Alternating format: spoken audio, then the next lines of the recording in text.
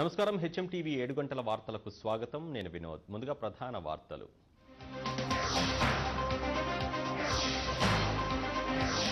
కర్నూలుకు మళ్లీ కొత్త రాజధాని అవకాశం దక్కేనా రేసులో 4 నగరాలు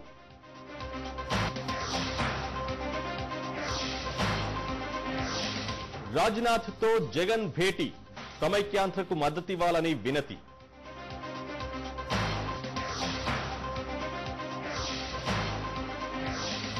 పది జిల్లాలతో కూడిన తెలంగాణ ఇవ్వాలి కాసేపట్లో జీవోఎంతో టీ కాంగ్రెస్ నేతల నివేదిక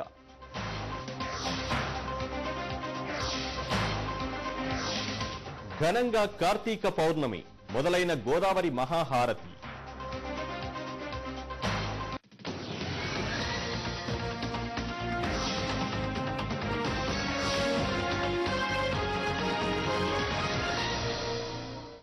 ఎవరికెన్ని అనుమానాలున్నా ఎవరెన్ని అభ్యంతరాలు లేవనెత్తినా రాష్ట్ర విభజన అనివార్యమని కేంద్రం తేల్చి చెబుతోంది. కసరత్తును వేగం చేసి ప్రక్రియను కొలిక్కి తెచ్చే పనిలో జీవోఎం ఉంది. దీంతో ఇప్పుడు అందరి దృష్టి కొత్త రాజధానిపైనే. సీమాంధ్ర రాష్ట్రానికి కొత్త రాజధాని ఏది? అందరూ ఊహిస్తున్నట్లు బెజవాడేనా, లేకపోతే అభివృద్ధిలో పరుగులు పెడుతున్న విశాఖనా? అదీ కాకపోతే ఆ అవకాశం ఒంగోలుకా, లేకుంటే సీమవాసులు కోరుకుంటున్నట్లు ఒకప్పటి ఆంధ్ర రాష్ట్ర రాజధాని కర్నూలా? ఇంతకీ కొత్త రాష్ట్ర రాజధాని ఏది? మరో భాగ్యనగరం అయ్యే అదృష్టం ఏ ప్రాంతానికి?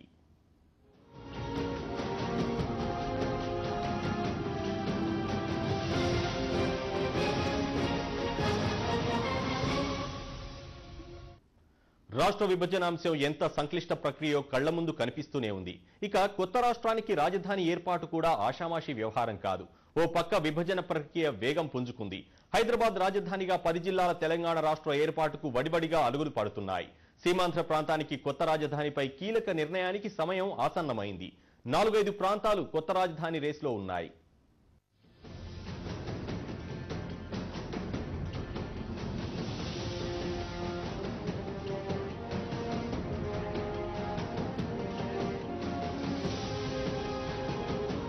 ఇన్నాళ్లు అన్ని విధాలా అభివృద్ధి చెంది ప్రపంచ పటంలో చోటు దక్కించుకున్న జంట నగరాల భాగ్యనగరం రాజధాని.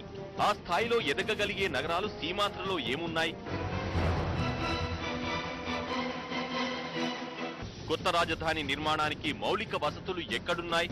కేంద్రం ఏ ప్రాంతం వైపు మొగ్గు చూపుతుంది? సీమాంధ్ర కొత్త రాజధానిగా ఏ ప్రాంతానికి ప్రజాప్రతినిధులు మొగ్గు చూపిస్తున్నారు? ఇప్పుడు అందరి ఉత్కంఠ దీనిపైనే.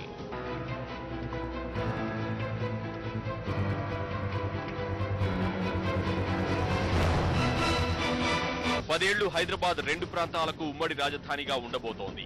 ఈ లోపే సీమాంధ్రలో కొత్త రాజధాని నిర్మాణం జరగాలి. దీనికి చాలా తతంగం ఉంటుంది. అన్ని మౌలిక సదుపాయాలతో రాజధాని ఏర్పడాలంటే పాలనాపరమైన వ్యవహారాలకు కొత్త నిర్మాణాలెన్నో చేపట్టాల్సి ఉంటుంది. ఎన్నో వసతులు సమకూర్చాల్సి ఉంటుంది. సీమాంధ్రలో రాజధాని నగరానికి అవసరమైన హంగులు ఎక్కడున్నాయనే ప్రశ్నకు 1కి 4-5 నగరాలు ముందు వరుసలో నిలుస్తున్నాయి. తీర ప్రాంత నగరం విశాఖ కొందరిని ఊరిస్తోంది. విజయవాడ, గుంటూరు కాబోయే రాజధానికి జంట నగరాలుగా నిలుస్తామంటున్నాయి. కావలసినన్ని భూములున్న ఒంగోలు తాను కూడా తీసిపోనంటోంది. గోదావరి ఒడ్డునున్న రాజమండ్రి, అలలహోరు వినిపించే కాకినాడ కూడా రాజధాని రేస్లో నిలిచాయి. వీటన్నింటికంటే ముఖ్యంగా 1953లోనే ఆంధ్ర రాష్ట్ర రాజధాని అయిన కర్నూలు నగరం తిరిగి ఆ హోదాను సంతరించుకోవాలని కోరుకుంటోంది. కొత్త రాజధాని విజయవాడ అవుతుందా, ఒంగోలు అవుతుందా, లేకపోతే ఆ ఛాన్సును కర్నూలు మళ్లీ దక్కించుకుంటుందా అన్న విషయాల్ని కాసేపు పక్కన పెడితే రాజధాని నిర్మాణానికి కనీసం 1,00,000 ఎకరాల భూమి అవసరమవుతుందని అంచనా. రాజధాని నగర ఎంపికలో తాగునీటి వనరులు కూడా కీలకం కాబోతున్నాయి. ప్రస్తుతం రాజధానిగా ఉన్న గ్రేటర్ హైదరాబాద్ మున్సిపల్ కార్పొరేషన్ పరిధి 1,50,000 ఎకరాలు. ఇక హెచ్ఎండిఏ అయితే 17.5 లక్షల ఎకరాలకు విస్తరించి ఉంది.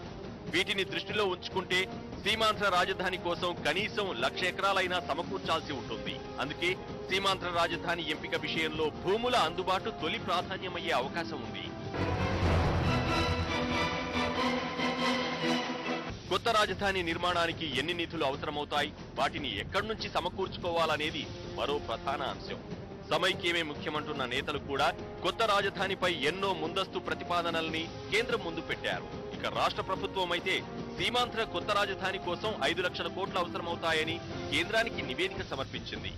ఈ మొత్తాన్ని ఏడాదికి 50,000 కోట్ల వంతున 10 ఏళ్ల పాటు కేంద్రమే సమకూర్చాలని రాష్ట్ర ప్రభుత్వం సూచించింది. విభజన అనివార్యమైతే రాజధాని మళ్లీ కర్నూలుకేనన్న డిమాండ్ ఊపందుకుంటోంది. ఒకప్పుడు రాజధానిని కోల్పోయిన కర్నూలుకే తిరిగి ఆ హోదా దక్కాలంటున్నారు సీమ నేతలు. రాజధాని నగరంగా కర్నూలుకున్న సానుకూల ప్రతికూలతలేంటో ఇప్పుడు చూద్దాం.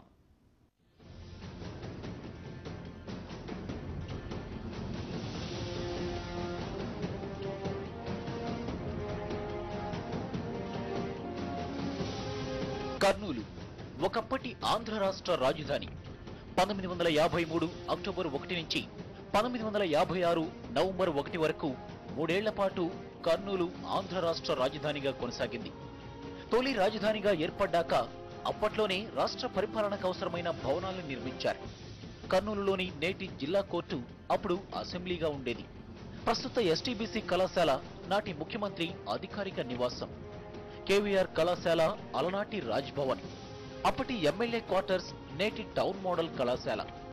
మెడికల్ పురుషుల కళాశాల అప్పటి న్యూ ఎమ్మెల్యే క్వార్టర్స్. వైద్య కళాశాల నాటి సచివాలయం. ఉద్యోగుల నివాసం కోసం అప్పట్లోనే ఏ క్యాంప్, బి క్యాంప్, సి క్యాంపులుగా భవనాలు నిర్మించారు. రాయలసీమ వారు ముందు కోరిక ఇచ్చి తర్వాతనే సర్కారు జిల్లా వాళ్ళకు తీసుకోవాలని ఒక నిర్ణయం చేశారు. అప్పుడు మన పెద్దలంతా కలిసి, రాయలసీమ పెద్దలు కలిసి, సంజయ్ రెడ్డి గారు మిగతా పెద్దలంతా కలిసి రాయలసీమకు క్యాపిటల్, గుంటూరుకు విజయవాడ మధ్యలో హైకోర్టు ఏర్పాటు చేసి ఆంధ్ర రాష్ట్రాన్ని ఏర్పాటు చేశారు. ఆంధ్రుల తొలి రాజధాని కాబట్టే విభజన ప్రక్రియ మొదలు కాగానే కర్నూలు రాజధాని డిమాండ్ బలం పుంజుకుంది. కొత్త రాజధాని ప్రతిపాదనల్లో భాగంగా ఉన్నతాధికారులు కర్నూలు జిల్లాపై ఆరా తీస్తున్నారు. జిల్లాలోని భవనాలు, నీటి వనరులు, భూమి తదితర వివరాలతో నివేదిక రూపొందించే పనిలో నిమగ్నమయ్యారు. కృష్ణా, తుంగభద్ర, హంద్రీనీవా నదులు, రాష్ట్రంలోనే తలమానికంగా నిలుస్తున్న శ్రీశైలం హైడల్ ప్రాజెక్టుతో పాటు KC canal, LLC, Telugu Ganga వంటి సాగునీటి వనరులు కర్నూలు జిల్లాలో ఉన్నాయి. వెలుగోడు, బానకచర్ల, సుంకేసుల, అవుక్కు, గోరుకల్లు, గురు రాఘవేంద్ర, గాజుల దిన్నె బ్యాలెన్సింగ్ రిజర్వాయర్లతో పాటు హంద్రీనీవా, సుజల స్రవంతి వంటి భారీ ఎత్తిపోతల పథకాలు కర్నూలు జిల్లాలో ఉన్నాయి.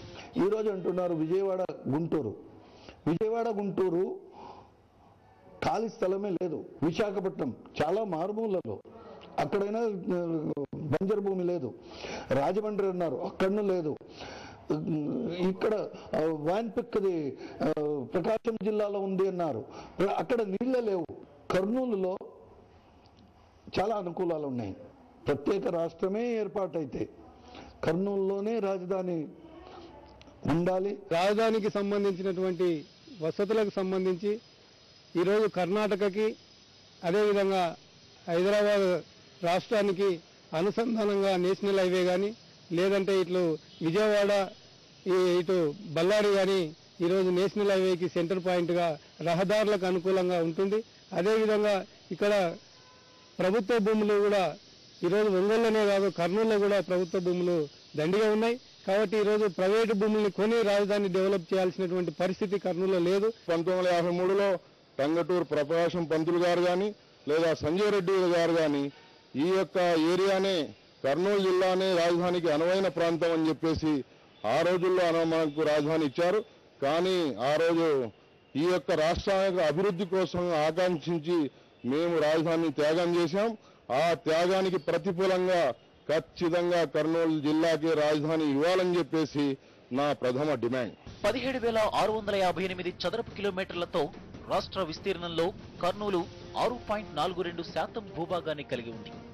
జిల్లాకు ఉత్తరాన మహబూబ్ నగర్, దక్షిణాన అనంతపురం, కడప జిల్లాలు, పడమర కర్ణాటక రాష్ట్రం, తూర్పున ప్రకాశం జిల్లాలు ఎల్లలుగా ఉన్నాయి. రాజధాని రేసులో ఉన్న మిగిలిన నగరాల కంటే కర్నూలుకే అటవీ భూములు అధికంగా ఉన్నాయి. కర్నూలు నగరానికి 50 కిలోమీటర్ల పరిధిలో 33,000 ఎకరాల ప్రభుత్వ భూములు అందుబాటులో ఉన్నాయి. ఇవి కాక కర్నూలు పరిసరాల్లో 6,000 ఎకరాల వక్ఫ్ భూములున్నాయి. పాలనాపరమైన వసతుల కల్పనకు భూములు అందుబాటులో ఉంటాయంటున్నారు. ఆ రోజు రాజధాని ఇక్కడే ఉన్నట్లయితే ఈ మొత్తం ఇన్ఫ్రాస్ట్రక్చర్ అంతా కూడా ఎప్పుడు ఒక స్థాయికి వచ్చేది. అయితే సరే ఇప్పుడు మళ్ళీ సెకండ్ సార్ మనకు ఛాన్స్ వచ్చింది కాబట్టి కర్నూలు రాజధానిగా చేసినట్లయితే ఇక్కడ వాటర్ సోర్సెస్ బాగా తుంగభద్ర నది ఉంది. అదేవిధంగా మీ భూములు కూడా పూర్తి స్థాయిలో అంత ఖరీదైన భూములు కూడా కాదు కాబట్టి సేకరించడానికి కూడా చాలా ఈజీగా ఉంటుంది. ప్రభుత్వం బడ్జెట్ కూడా తక్కువలోనే భూములు కూడా ఎక్కువ సేకరించే అవకాశం ఉంది. అదే రెండో ముఖ్య అంశం ఏంటంటే ఇది 4-వే అనమాట కర్నూలు అనేది. ఇది జాతీయ రహదారి బెంగళూరు టు హైదరాబాద్ కాబట్టి మొత్తం ట్రాన్స్పోర్టేషన్ కూడా చాలా ఈజీగా ఉంటుంది. మూడో పాయింట్ ఏంటంటే ఇంటర్నేషనల్ ఎయిర్పోర్ట్ అనేది 200 కిలోమీటర్ దూరంలో కర్నూలు దగ్గర హైదరాబాద్ లో, అంటే కర్నూలు నుంచి హైదరాబాద్ జస్ట్ ఒక 3 hours లో ఇంటర్నేషనల్ ఎయిర్పోర్ట్ కూడా పోవచ్చు. కాబట్టి రేపు ఇండస్ట్రీస్ కానీ ఇంకేదైనా పరిశ్రమలు కావచ్చు, ఇంకేదైనా కంపెనీస్ కానీ ఇవన్నీ కూడా మొత్తాన్ని కూడా కర్నూలు రావడానికి చాలా ఎక్కువ అవకాశం ఉంటుంది. కర్నూలు రాజధాని అయితే తమిళనాడు, కర్ణాటక, తెలంగాణ 3 రాష్ట్రాలకు రవాణా సౌకర్యాలకు ఎలాంటి ఇబ్బంది ఉండదు. దీంతో పాటు డోన్, ఆదోని ప్రధాన రైల్వే జంక్షన్లుగా ఉన్నాయి. విమానాశ్రయం ఏర్పాటుకు ఓర్వకల్లు అనువైన ప్రాంతంగా గుర్తించారు. విభజన నేపథ్యంలో రాజధాని ఎక్కడ అనే చర్చ చాలా అసంబద్ధమైనది. ఎందుకంటే గతంలో రాజధాని కర్నూలుగా ఉంటుంది కాబట్టి రాజధాని మళ్ళీ తిరిగి కర్నూలుకే కేటాయించాలి. అది రాయలసీమ వాళ్ళ హక్కు. సీబా ఒప్పందం ప్రకారము రాయలసీమకు నీటి వనరులో కానీ, రాజధాని విషయంలో కానీ, విద్యా విషయంలో కానీ మొదటి ప్రాధాన్యత ఇవ్వాలని చాలా స్పష్టంగా ఉంది. కాబట్టి ఈరోజు రాజధానిగా రాయలసీమలో ఏర్పాటు చేయడానికి కర్నూలు అన్ని విధాల అర్హతలు స్పష్టంగా చెప్పవచ్చు. ఒకప్పటి రాజధానిగా చరిత్ర పుటల్లో చోటు దక్కించుకున్న కర్నూలుకు కొన్ని ప్రతికూల అంశాలు కూడా ఉన్నాయి. భౌగోళికంగా కర్నూలు సీమాంధ్ర ప్రాంతానికి దూరంగా ఒక మూలన కర్ణాటకకు చేరువలో ఉన్న ప్రాంతమవుతుంది. శ్రీకాకుళం, విజయనగరం